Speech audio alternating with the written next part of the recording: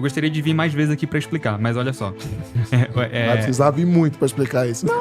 Faz a piada, faz a risadinha, só que só não se enfrenta o argumento técnico, né? Mas como não? assim, Eu tô te concedendo o técnico em cima do principal. Peraí. Então, primeiro eu quero entender aqui, isso aqui Eu vou discordar de você, eu acho irrelevante. Irrelevante de lidar com um texto que tá supostamente embasando uma escravidão? Então, assim, toda essa tua explicação do contexto de Êxodo e tal, ela se perde quando a gente vai para Números, por exemplo. Você não tem como você dizer que essa pessoa estava se vendendo, que essa pessoa estava sendo bem tratada, que essa pessoa depois ia sair livre, porque não ia.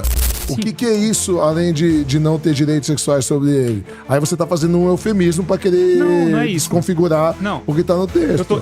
Eu quero... Elas iam ser usadas como concubinas e como mulheres deles, contra a vontade. Isso não é estúpido? A discussão principal é onde um Deus de amor, que teoricamente todos somos filhos de Deus e estão sob a benignidade e mercê de Jesus, por que permitia a escravidão e não... por que era plausível alguém ser? E quando Jesus veio e Paulo veio, eles corroboraram a mesma ideia. Eles não disseram assim, não. Eles podiam ter falado, não. Antigamente podia, mas agora estamos sob o novo pacto, sob a nova lei, não pode mais. Não foi isso. Posso responder? Claro. Tá, então vamos lá. Eu acho que aí, novamente, a gente entra alguns erros e algumas simplificações que seria interessante a gente discutir. Quer terminar, quer começar respondendo já essa pergunta final dele? Eu acho que é melhor puxar o Sim, perfeito. Mas é porque essa pergunta final, ela envolve toda uma complexidade de assuntos que eu gostaria de vir mais vezes aqui pra explicar. Mas olha só. Vai precisar vir muito pra explicar isso.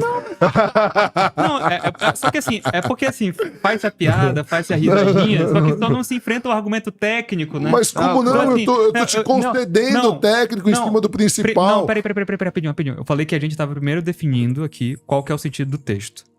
Não se confrontou os argumentos, tanto que você falou concedeu pra discutir outra coisa. Pois é, mas é porque o principal é o principal que interessa. Não, mas é porque o tema, ele envolve muitos textos. A gente não pode simplesmente ignorar a especificidade do texto, entendeu? Eu trabalho com texto. Eu tô entendendo o texto, e aí, a partir do texto, eu vou fazer a doutrina. Então, eu primeiro quero entender aqui, isso aqui eu vou discordar de você, eu acho irrelevante. Irrelevante de lidar com um texto que está supostamente embasando uma escravidão? Claro que não, esse é o tema do debate. Mas rapidinho, vamos voltar aqui tópico por tópico, né? Sobre a questão da escravidão. Por que Deus sequer, de fato, permitiu isso, né? Eu vou começar por aí eu vou voltando, tá bom? Tá. Que é o seguinte, eu acredito... Vamos tentar fazer um exercício agora de imaginação. E Deus vai ter que fazer a mesma coisa que ele fez no passado atualmente. Numa sociedade capitalista. Ele vai chamar o Cauê, se revela pro Cauê. Assim, Cauê, tu vai ser pai de uma enorme nação. E eu vou fazer você ser fecundo e os seus filhos vão gerar uma eternidade e tal. Deus vai ter que ser... Vai pra terra que eu te prometi, vai lá pra Manaus. Longe pra caramba, né? E aí, Deus, é a terra lá que manda leite e mel. Tá bom. Aí o Cauê vai, acredita na palavra, né? E ele vai ter que construir a sociedade a partir dali. Olha... Eu acredito piamente que se a gente for pensar no padrão divino, como vai ser no céu, na nova terra, não vai ser capitalista. Porque o capitalismo é um sistema imoral. Não sei qual é a sua opinião sobre isso, mas eu defendo isso. E eu não sou socialista. Mas eu acredito... Eu penso igual a você. Não sou socialista. Eu acho que inclusive até a democracia é o menos pior. Até a democracia é o menos pior. É o menos pior. Perfeito. Mas vamos lá. Deus, ele vai chamar e ele vai ter que tentar, de alguma maneira... não vai ser possível a gente tentar viver isolado totalmente do capitalismo. Deus vai ter que trabalhar com o mínimo operável possível. Que é o que eu chamo. O mínimo operável possível. Então, assim, eu não concordo hoje como se dá a CLT. Eu não concordo hoje como se dá a própria retribuição salarial de forma geral. Eu não concordo hoje com diversas coisas que acontecem no sistema capitalista. A tributação. Eu não acho que seria necessário Deus falar assim, não, peraí, a gente vai viver em uma sociedade que não vai ter influência nenhuma disso, eu vou separar e tal. Não. Eu acho que Deus ele ia tentar justamente fazer seu mínimo... Desculpa interromper, mas seu ponto seria que Deus utiliza as melhores ferramentas possíveis dentro do possível. Exatamente. Por isso que a escravidão no período de Israel não era... Porque existe um debate técnico sobre também o que significa escravo. tecnicamente. Existem muitas opiniões acadêmicas sobre isso. Será que... Porque você tem classificação de escravo. O escravo pode ser se auto-vendendo, né? A pessoa se vendia como escravo, às vezes. Ela se vende, olha, eu quero ser teu escravo. A pessoa voluntariamente queria ser escravo da outra. Acontecia na Europa, acontecia no povo de lá da Palestina. Não era hoje, porque o próprio texto que a gente leu falou que se você raptasse alguém e vendesse como escravo, era pecado. A pessoa não podia fazer isso. Tá falando que a pessoa lá voluntariamente chega, olha... Tô aqui, ó. Depende. Peraí, rapidinho. Calma, eu sei que tem casos, mas eu preciso explicar o ponto principal pra responder a questão. A pessoa fala assim, olha, eu quero me vender pra pagar essa dívida aqui. Então, o que os estudiosos pensam sobre essa palavra escravidão? Ela é, de alguma maneira, análoga à escravidão que a gente conheceu? Uma escravidão em que, pelo que ele me concedeu só por fins de debate, né? A pessoa não podia bater no outro. Era uma que tinha prazo de validade. Eu ia explicar a questão do Yovel, o ano do jubileu, se eu tiver tempo, depois eu explico sobre isso. Mas, na minha opinião, a gente tinha prazo de validade. 7 anos, a pessoa era libertada. A pessoa podia casar com a filha do seu senhor. Podia, então, receber herança do seu próprio patrão, porque ele ia fazer parte da família. Podia participar do pacto de Israel. Não trabalhava no sábado, guardava o sábado. Então era, sei lá, 6 por 1. Lá em Israel já era 6 por 1. Já era 6 por 1. Já era 6 por 1. Então, assim... A diferença que é do sábado, né? No domingo. Então, é por isso que muitas traduções, quando olham pra como era, falam assim... Eu vou traduzir como escravidão. Eu vou traduzir isso aqui como escravidão porque parece que é um pacto que a gente tá fazendo financeiro a longo prazo, em que a gente resolvia depois de determinado tempo e que era regulado juridicamente. Coisa que não tinha paralelo com as comunidades suméricas, babilônicas ali da época. Não tinha. Isso daqui não existia, entendeu? Então, eu acredito que, se analogamente falando que eu falava do capitalismo, Deus também tentaria pegar os termos do capitalismo e falar, olha, tudo bem, vai chamar desse nome, mas vai ser assim, assim, assim. Porque Deus, ele tem que trabalhar de alguma forma com a cultura da época. Eu não tô justificando escravidão. Não sai daqui pensando, Mateus achou que, hoje a gente vai fazer assim. Então, não, claro que não. Mas Deus, ele tem que trabalhar com o que eu falei, o mínimo operável possível, porque ele tem que convencer as pessoas voluntariamente. Deus não gosta de fazer lavagem cerebral em ninguém. Isso que eu ia perguntar pra você, Mateus. Se Deus é todo bom, é onipresente, onipotente, onibenevolente e tal, por que ele já não cria uma sociedade que não tem escravidão? Pois é, então. Mas é o que eu estou tentando explicar. Analogamente falando, essa palavra escravidão, ela é difícil de ser colocada aqui justamente por o que eu acabei de falar. Eu entendi o que você está dizendo. Mas é que tá. Eu tô falando que Deus trabalha... Mas você entendeu a minha pergunta? Eu entendi, claro, perfeitamente. Então, Deus trabalha com o mínimo operável possível. É o que eu defendo. Essa é a minha tese. Ele trabalha com o mínimo operável possível. Pelo menos o suficiente para ele conseguir estabelecer uma diferença entre o seu povo dos outros povos. Porque Deus tem que convencer as pessoas voluntariamente. É um princípio que a gente, como teísta clássico, defende. Deus, ele tenta impressionar o coração do homem para fazer essa transformação nele. Então, ele vai usar dos meios necessários para isso. Como eu falei, como a gente começou lá no princípio, Deus é um Deus provedor. Ele está coletando, jogando os meios necessários para cumprir os fins que ele almeja alcançar, né? Então, é isso que aqui que eu estou defendendo. Então, veja só, Deus poderia fazer uma sociedade em que as próprias pessoas almejavam, às vezes, se vender como escravos porque não tinham como pagar uma dívida, porque já era ensinado assim, porque veio do Egito assim, por exemplo, porque, sabe, quando o povo de Israel saiu do Egito, eles traziam toda a bagagem intelectual, cultural que eles tinham no Egito. Então, assim, é claro, a gente poderia até discutir a historicidade do Êxodo. Ótimo assunto pra gente discutir. Tô preparadíssimo pra isso. Mas o ponto que eu quero trazer é, Deus não vai fazer lá... Porque pra ele fazer a sociedade perfeita, que a gente tá almejando que as pessoas iriam entender como ia ser, aceitar aquelas leis e que não ia ter... Seria lavagem cerebral. O povo ia olhar assim, não, peraí. Como assim? É como se a gente chegasse hoje, como assim, senhor? Você não quer que a gente tenha 13º salário, que não vai ser CLT, que não vai ser não sei o quê? Não, peraí. Então, assim, Deus está trabalhando de fato com esse mínimo operável. Essa é a tese que eu estou levantando aqui para vocês hoje. E é que tá o ponto. O que tecnicamente significa escravidão? A gente tem que ir agora para a tipologia das escravidões. A gente pode falar como os historiadores defendem isso. O que é ser um escravo? Porque, no final das contas, chega ao ponto de estudiosos falarem que é quase como que a analogia comercial de hoje. Porque eu posso falar, por exemplo, que, sei lá, eu não entendo muito de futebol como você. Me corrija se eu falar assim, mas sei lá, digamos que eu também entendo de futebol. Não? Também não. Analogia errada. Ele pode falar assim, o Manchester quer comprar o Neymar por 20 milhões. Isso é uma analogia. É uma figura de linguagem. Ou seja, ou então, por exemplo, o Bill Gates vai... Sim, ele não está comprando, não está comprando os a direitos, pessoa. Exatamente. É um tipo de metonímia, né? Uma personificação. Tem várias analogias para isso.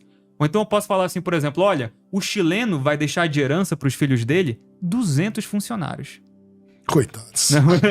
Você percebe que como eu uso isso aqui para expressar, porque isso é uma maneira linguística de expressar uma realidade concreta, certo? Então, eu estou utilizando um termo mercadológico para expressar uma realidade que não é univocamente a mesma que eu estou usando no signo que eu estou designando para aquilo. Sim. Entendeu? Então, aí os estudiosos começam a olhar para isso e pensar, parece que é o que está acontecendo aqui. Eu estou falando que eu vou vender, eu vou me vender, eu não estou me vendendo, porque a pessoa, se eu me vender como algo para ser univocamente o que era propriedade privada nos dias de hoje, não é a mesma coisa. Porque hoje, com a minha propriedade, eu posso tocar fogo nela, eu posso colocar os móveis que eu quiser, eu posso agir voluntariamente da forma como bem me aprouver. Não era assim que funcionava Israel, porque a pessoa não podia fazer o que quisesse com o escravo. E se o que eu defendi aqui estiver correto, não podia bater, ia livre no 7º ano, eles tinham direito de casamento, eles podiam participar das cerimônias de Israel, eles podiam participar das solenidades de Israel e, eventualmente, até se circuncidar. Então, assim, definitivamente, o texto não está tratando escravidão como é o estereótipo de escravidão. Por isso que eu repito que muitas sociedades brasileiras, na sociedade bíblica brasileira, quer falar de servidão. Em nenhuma parte da Bíblia, na sua visão. Como assim? Então, Fala sobre escravidão, se referindo à escravidão mesmo. eu ia, Não, então, eu ia te falar assim, a gente tem que... Por isso que eu gosto de discutir texto. Você, porque, assim, então, você usou Êxodo, né? Mas, por exemplo... E Números 31 não fala que eles iam poder fazer qualquer coisa com as meninas, não, tá? Deitando-se com elas. Não, mas peraí. Ou seja, como assim? Pra que as que eram virgens eram Vamos deixa discutir um texto por vez. Primeiro, bora falar da escravidão, a gente vai pra esse texto. Mas é isso que eu tô te falando. Não explica, toda essa tua explicação, ela não explica quando Deus manda matar os homens e as mulheres que já perderam a virgindade e ficar só com as virgens para eles usarem como esposas. Como esposas não, como escravas sexuais, porque a mulher não queria ir. Ela tá indo obrigada. Matou o pai, matou o irmão, matou a mãe, matou todo mundo.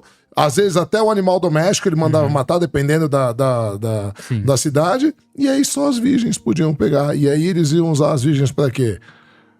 Para casar-se com elas, para usar elas como concubinas.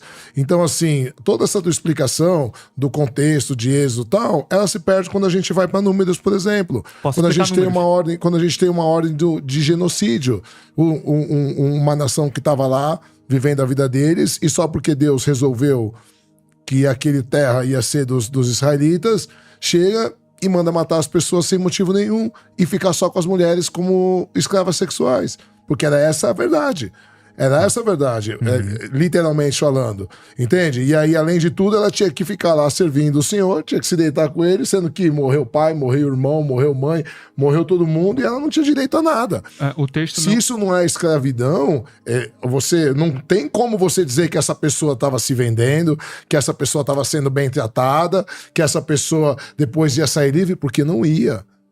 A gente está falando de meninas virgens que eram a única coisa que podia sobreviver. Então, assim, de novo, não se sustenta a ideia de um Deus de amor que não defende a escravidão. Tá, você quer acrescentar mais uma coisa? Não, pode. Beleza.